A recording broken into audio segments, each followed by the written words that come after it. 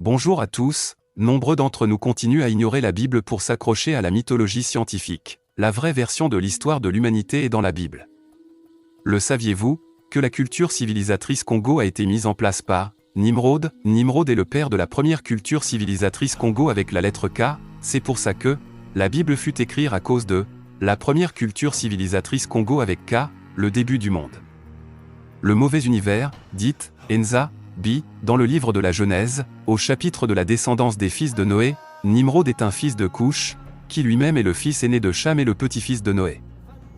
Nimrod est le premier à avoir porté la peau du léopard sur la terre, et le premier roi après le déluge.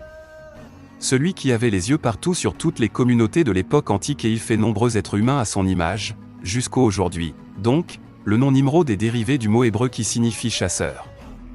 La Bible rapporte qu'il était un chasseur habile et courageux et qu'il a fondé plusieurs villes en Mésopotamie, y compris Babel, Érec, Akkad, et Calne. Sa puissance a permis de fonder l'Égypte antique et l'Égypte dite pharaonique. Nimrod est également connu pour avoir dirigé la construction de la tour de Babel, dans le but de construire une structure qui pourrait atteindre le ciel et défier la volonté de Yahweh. La Bible raconte que Yahweh a empêché la construction de la tour en causant la confusion de la langue des tous, les humains de la terre, les obligeant à se disperser sur toute la terre. Toute la base de la Trinité commence avec Nimrod, qui s'inspire des trois bêtes, pour obtenir la puissance qui lui permet de dominer les humains. Du fait qu'il soit le fondateur du monde, ce nom, monde, ne l'oublions pas que ce n'est autre, le soleil. Donc Nimrod s'imprégna de trois esprits, d'abord, avant de diversifier ce qui deviendra Trinité. 1. Le léopard, chasseur. 2. Le guépard, compagnon de chasse.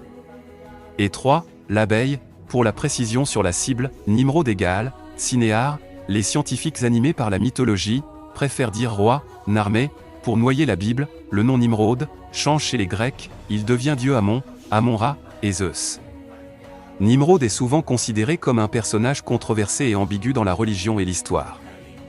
Dans certaines traditions, il est considéré comme un héros national et un fondateur de la civilisation, tandis que dans d'autres, il est considéré comme un tyran et un ennemi de Yahweh. Dans la société de Nimrod, l'esclavagisme a bel et bien existé.